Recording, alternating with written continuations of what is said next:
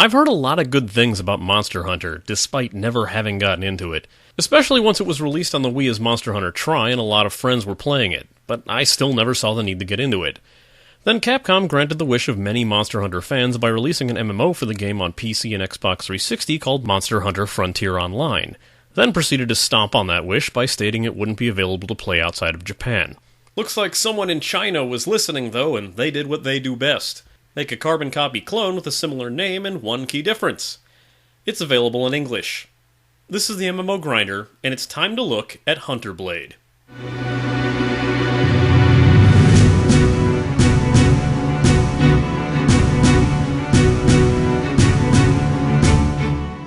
Appearing in late 2010 and getting around to open beta a bit earlier this year, Hunter Blade is published by B-Boom, who decided to give the English localization a go as well.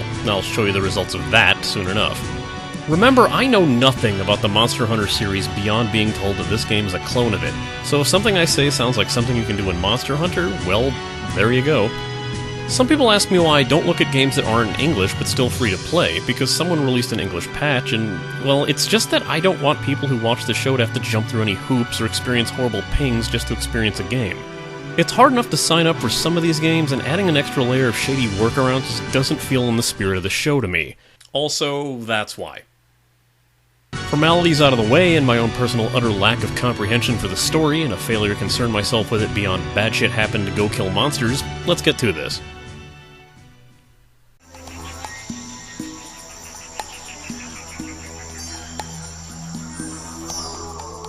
Graphics are there. It's nicely textured, I suppose, but it's hardly cutting edge. It'll probably look better than a similar title on the Wii, I suppose. Interface is oddly small and cluttered. You'll notice that a lot of text is hard to read, even at your maxed resolution, and not just because it's not high enough. The letters of some of the text are unquestionably large enough, but they just look terrible and aren't blended in well.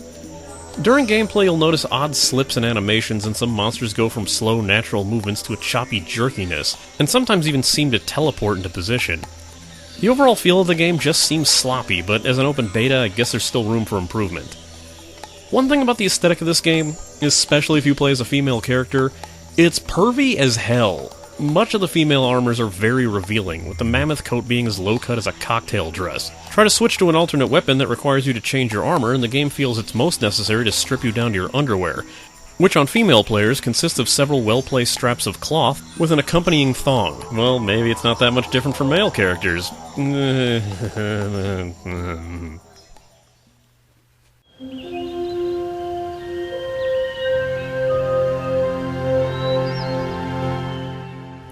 The music spends a lot of this game being pretty low-key. In fact, more often than not, you'll hear ambience in the place of music or accompanying it. Most of the music you'll actually hear comes from the boss fights. In fact, half the songs I'm using are from these boss fights. Sound-wise, it's iffy. There's nothing overly realistic, and hitting with the sword doesn't sound normal. It's hard to explain until you start fighting, but nothing makes the noise you'd really expect it to. The key sound issue here stems from the fact that this is a Chinese company taking complete charge of the English localization. Not only will that become strikingly apparent everywhere in the game, but they've taken it upon themselves to dub in their lines in English as well. And oh god, is it hilarious. Use your shield well! Bite your fingers! Arg, damn it! That's really why I'd have to say that...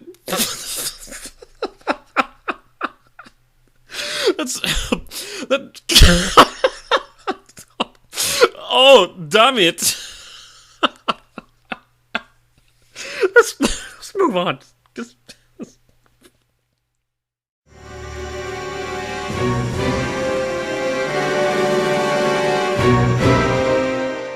Getting this game can be a bit of a chore.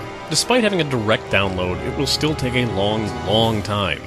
During the fully available but still technically closed beta days of Hunter Blade, the download would run so slow that it would claim you'd need an entire week to do it. Many people would opt to torrent the game instead and get it installed that way. While the open beta got themselves some bigger internet tubes, the game still might give you an atrocious download speed, claiming several hours or even a day, so just be wary of that. Once fully installed, you need to log into the launcher. Confusingly, it'll ask you for your account when it really just wants the email you signed up with. Log in and you'll see a choice of 2 servers, Ice Dragon and Wingwolf. You can create 4 characters on each server. Once you've chosen your Sever from the Sever list, you are taken to their character creation screen where you can set up a basic look of your character, their gender, face, hair, and hair color, what have you. You can also choose your weapon, which seems baffling as you're given all of these available weapons at the start of the game and unlock more as the game progresses. You're given a brief and very simple tutorial that gives you the basics of control. WASD moves, Q sheaths and unsheaths your weapon, left-click attacks, right-click does another style of attack, the E key does a third that requires build-up energy. There's also a couple hotkey skills that you can earn more as you play. You can combine most of these attacks together to get interesting combos. Defensively, you can press space to dodge roll out of the way of incoming attacks. Press tab to cycle through attack and pointer mode, the former controlling like Vindictus or Terra, and the latter allowing you to interact with the menu and on-screen windows. With the nature of this game, almost all quests follow the standard principle of get X amount of this, kill X amount of that, beat this boss or talk to this NPC, nothing out of the norm here. The quests, especially starting out, are painfully simple, even with some of the harder ones being easily soloed. The game will also attempt to teach you its quirks further by giving you short quizzes where you'll have to choose the correct answer to get the reward. Is this game actually telling me what the correct answer is? I feel kind of insulted now. To further simplify things, every quest has an auto-tracker which will automatically path your character where you need to go by clicking on their bold-faced name, be it the NPC or dungeon you need to enter. You'll also get a ton of decent gear when you start out. It's pretty easy to figure this game out, even if you haven't learned to use your shield well. You'll notice that doing quests and going on hunts all results in you leveling up very, very fast. You can probably reach level 20 or 30 in an afternoon. It does slow a bit more when you reach level 30, but it's not really that grindy. I can't speak for levels beyond that, but prepare to soar through the opening levels with little issue. Hell, one of the first hunts I had to go on had me leveling up over 3 times just taking out the boss's minions. Okay, I've spoken enough of hunts, so I'll get into those.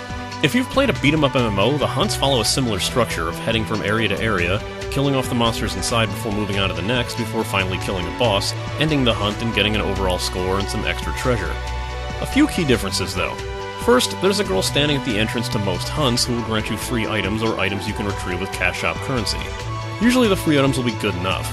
These consist of a stat booster, some healing potions, and a whetstone to restore your weapon sharpness, which I'll talk about a bit later. Once stocked up, you'll notice an overall goal for the hunt. If you're not on a specific quest, you can just follow these directions to end the hunt as fast as possible.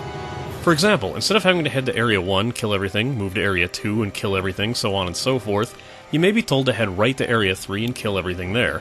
You can skip over the first few areas without killing anything if you so desire. Once you've completed the set task for that hunt, the boss will appear and you can fight it then. If you're going for a full clear or a quest that's not on the hunt list, try to leave the hunt tasks until last until you've cleared out the remaining areas.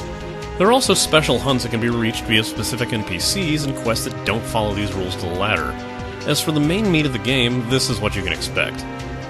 Entering most hunts costs stamina, which limits your overall playtime. This isn't as limiting as you'd think, as I'd spent an entire day playing and still had quarter of my stamina left. Just be wary of this if you're a power gamer. Something to look for in hunts is called your weapon sharpness, or as this game calls it, your weapon sharp, which lessens the effectiveness of your weapon while you're fighting as it lowers. Using a whetstone lets you restore it to full, and attacking enemies depletes it. Keep in mind when using a stone you need to have your weapon sheathed first, which makes no damn sense, and then you're stuck in an animation for a few seconds while you sharpen it. It sucks when you lose your sharpness mid-boss fight and hope you can run far away enough to restore it again. The game has a vast loot system that will fill your bags quickly, often gathered from looting monsters. When a monster is killed, you can press Z as if the interface hadn't made that painfully obvious when standing over the enemy to loot it. It's wonky though, and there's times where you might be standing over the enemy, but the game will claim that nothing is nearby because you're not standing over the right spot. It goes back to that sloppiness I was talking about. The currency follows the simple copper, silver, gold standard of many MMOs, so it's easy to figure out. The equipment is pretty standard too, giving you 5 different main armor pieces that usually come in a set. Equipping entire sets grants you extra bonuses. They can be purchased or crafted, with crafting being the slower, cheaper way, and purchasing being the opposite. From as far as I got, it seems that you can craft almost everything you can purchase, but you still have the chance to find better quality items on the hunts. I still have yet to find a better sword than my level 20 Blue Dragon Saber at level 36, because not a single weapon I can craft or purchase is able to outdamage it. Another way of obtaining items is the collection system, where you can enter certain maps to gather materials, and oh god is it slow! This is the kind of thing where you pick a node, go do something else for a while. It seriously takes that long. Don't watch it, you might go insane. Early on, you get a pet that will attack for you in dungeons, has its own armor, and can be really helpful when soloing. If it wasn't so damned annoying. Pick the cat pet and you'll be reaching for the mute button in no time. The pets also look very strange and look completely out of place in this game, taking a very cartoony appearance when surrounded by more realistic models.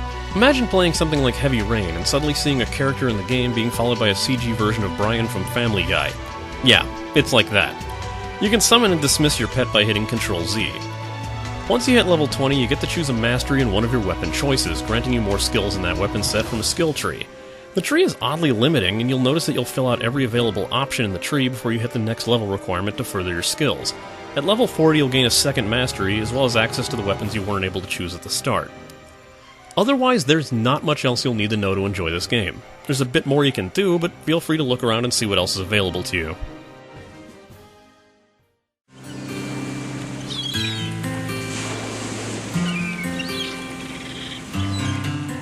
Okay, I hate doing this, but since the game is set up like this, I have little to talk about if I didn't mention it here. In order to set up a hunt, head to the dock area of the map to bring up a screen. If you got there from a quest link, you'll have the appropriate hunt already selected, but if you want to choose the one you want to go on, then just go ahead and click on the map areas, and each will list the enemies and boss within it. Here you can choose the difficulty, but only if you've completed the previous difficulty. I will say that the difference between difficulties isn't negligible, as while simple is indeed that, and almost insultingly so, normal grants you more of a challenge, and hard mode is not even remotely a walk in the park. When you notice that the boss that had 750 HP now has well over 10,000, and it's much more aggressive than usual, you'll understand why it asks you to bring at least 3 people along. You can add up to 3 other players with a max party total of 4, again not unlike a beat-em-up MMO. One option you might notice is the ability to allow intrusions with the promise of better rewards for allowing it. This system is sort of a PvP system, where you can allow other players to invade your hunting ground while you're playing, and they can kill you if they so desire. It's usually defaulted to closed, but if you're the type who wants that extra threat of permitting other players to grief you, set it to open and watch your back. A more organized PvP element also exists in this game, but it's oddly on a schedule. 2v2, 3v3, and 5v5 is all set to schedules on very specific days, so I didn't get a chance to check it out. But it's there if you desire it. Also, if you want to be the griefer for those who allowed for intrusions, the same NPC will let you browse through your potential victims. As for the people, I don't know. I didn't really have to deal with any other players. Oh, they exist, I've seen quite a few running around, several in their underwear, but not much talking was going on. What I did see pop up in the game wasn't in English. Maybe I was just playing at the wrong times, but the only other communication I saw that was in English were people buying and selling or trading items. I did see someone dual request me and trade request me, but the fact that I just kept on walking afterwards makes me think they did it on accident. What I'm saying is, bring friends. It gets pretty lonely.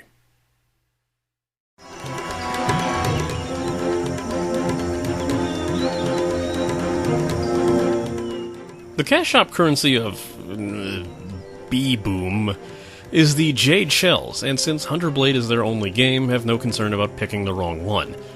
The shells also have a pretty normal exchange rate, 100 Jade Shells for $1. There's no high dollar discounts here either. For the most part, everything in here is exactly what you'd expect. There's items that'll help you along with your hunts, and mounts that'll let you get around faster, one of which you'll get for free for 7 days when you reach a certain level. You can also use shells to up your bag space for $1 a row. And when you get up in levels and need more items to craft, you'll be running out of space pretty fast if you're not selling or storing. There's also a ton of outfits, and if you think those goofy pets take you out of the world, just wait until you see some of these.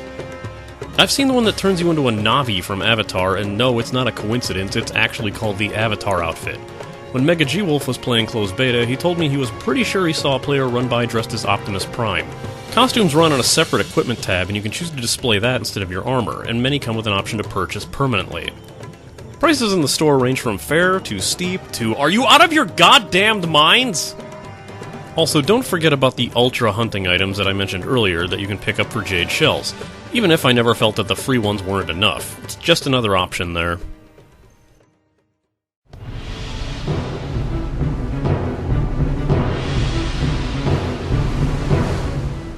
As a person who's never played Monster Hunter, I'm probably not the person to tell you how this game stacks up.